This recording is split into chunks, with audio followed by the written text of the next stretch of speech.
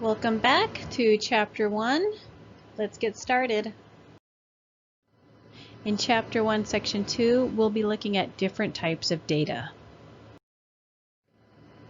A major use of statistics is to collect and use sample data to make conclusions about a population. In order to use a sample to make inferences about a population, we need to understand the meaning of the terms statistic and parameter.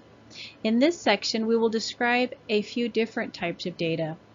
The type of data is one of the key factors in determining the statistical method we will use in our analysis. A parameter is a numerical measurement describing some characteristic about a population. An example of a parameter would be the average income of all employed adults in the United States. A statistic is a numerical measurement describing some characteristic of a sample. It is important to note that the word statistics with the uppercase S is the study of the collection, organization, analysis, interpretation, and presentation of data. A statistic with the lowercase s is the single measure of some attribute of a sample. An example of a statistic is the average income of the sample of employed adults in the U.S. Quantitative or numerical data consists of numbers representing counts or measurements. Some examples of quantitative data are the weights of a supermodel, the ages of the respondents, or high school GPA.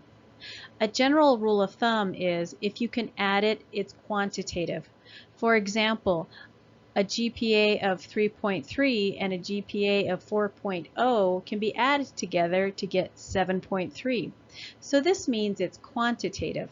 On the other hand, grades of A, B, or C cannot be added together unless you convert them to a number. So A, B, and C grades are not quantitative. Categorical or qualitative data consists of names or labels, not numbers that represent counts or measurements. Some examples are gender of professional athletes, shirt numbers on those professional athletes, favorite authors such as Stephen King, James Patterson, Charles Dickinson. As a general rule, if you cannot add something, then it's categorical. For example, you cannot add cat plus dog or Republican plus Democrat. Quantitative data can be further described by distinguishing between discrete and continuous types of data. Discrete data result when the data values are quantitative and the number of the value is finite or countable. Some examples include the number of tosses of a coin before getting tails, or the number of students in a class, or the number of planets around the sun. Continuous or numerical data result from infinitely many possible quantitative values where the collection of values is not countable. Some examples include the lengths of distances from 0 to 12 centimeters, the height of a horse, the time to complete a task, the outdoor temperature at noon, the speed of a car on a specific highway. Another way to classify data is to use 4 levels of measurements. These levels are nominal, ordinal, interval, and ratio. A nominal level of measurement is characterized by data that consists of names, labels, or categories only, and there is usually no intrinsic ordering to the nominal data. For example, survey responses of yes, no, or undecided are nominal data. Gender, male, female, or other. Hair color, brown, black, blonde, red, or other.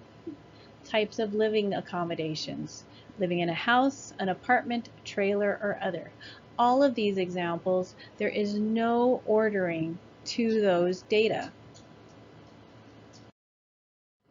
Ordinal level of measurement involves data that can be arranged in some order, but differences between the data value either cannot be determined or really have no meaning. The ordinal data classifies according to rank. Some examples include course grades, A, B, C, D, or F. They have an order, but the differences between the value really have no meaning. Another example is socioeconomic status, lower class, middle class, upper class. Again, there's a rank, but no meaning between the differences of those ranks. The Likert scale, you could strongly disagree, neutral, agree, or strongly agree on a survey item. The time of day, dawn, morning, noon, afternoon, evening, night. Those are all an order, but there's no meaning to the differences in the values. Interval level of measurement involves data that can be arranged in order, and the differences between the data value can be found, and those differences have a meaning. However, with interval level of measurement, there is no natural zero starting point at which none of the quantity is present. For example, if we consider years, we could have the year 1800, the year 1912, 1975, or the year 2020. These years can be ordered, and the difference between these years, say between 1975 and 2020, do have meaning. However, there is no natural year zero. A zero year, if it existed, would mean there was no time. So with year, there is no natural zero starting point at which time did not exist. With temperature, we could have 32 degrees Fahrenheit, 75 degrees Fahrenheit, or 105 degrees Fahrenheit. And even though there is a 0 degree Fahrenheit, it does not mean the absence of temperature. It is just another number on that temperature number line. And finally, we have ratio levels of measurement. Ratio level of measurement data can be arranged in order, differences can be found, and those differences are meaningful. And there is a natural zero starting point. This natural zero starting point indicates that none of the quantity is present.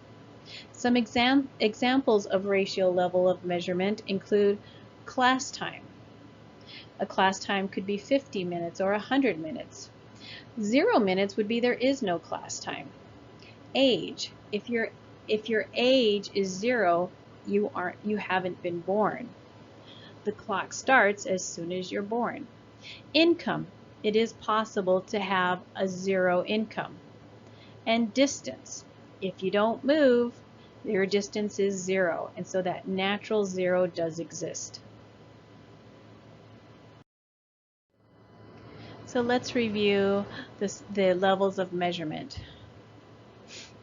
Nominal data are categories only. Ordinal data are categories with some sort of order. Interval data have differences, but there is no natural zero. And finally, ratio data has differences, and there is a natural 0 point. When working with data, we might encounter some data sets that are excessively large, and we might also encounter data sets with individual elements that are missing. In the next few slides, we will discuss both of these cases. But let's start with big data. Big data refers to data sets that are so large and so complex that their analysis is beyond the capabilities of traditional software tools. Analysis of big data may require software simultaneously running in parallel on many different computers. Netflix is a good example of a brand that uses big analytics for targeting advertising. With over 100 million subscribers, the company collects huge amounts of data. which is the key to achieving their success in this industry. If you are a subscriber to Netflix, you're probably familiar with how they will send you suggestions of the next movie you might want to watch. Basically, this is done using your past searches and the movies you've watched already. These data are used to give them insight on what interests their subscribers the most. Data science involves the application of statistics, computer science, and software engineering, along with some other relevant fields such as sociology or finance. The earliest application of data science was in the field of finance. Banks and lending agencies collect a lot of data on their clients during the initial paperwork for setting up a loan. However, they were often left to deal with bad debts and losses every year. So they decided to bring in data scientists in order to profile customers to determine the risks of offering each customer a loan. God. Let's consider two methods for correcting missing data. One method for dealing with missing data is just to delete all subjects that have missing value. This will result in a smaller sample size, which we will learn later can affect your results. However, if the data are missing completely at random, then the remaining values are not likely to be biased, and the results obtained can still be considered reliable.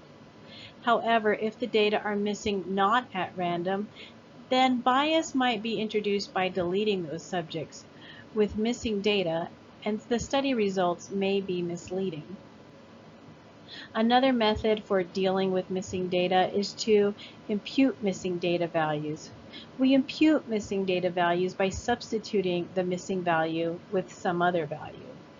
There are different methods for determining the replacement value, such as using the mean of the remaining values or a random selection of values from a similar case. We will consider these methods later on in Chapter 10.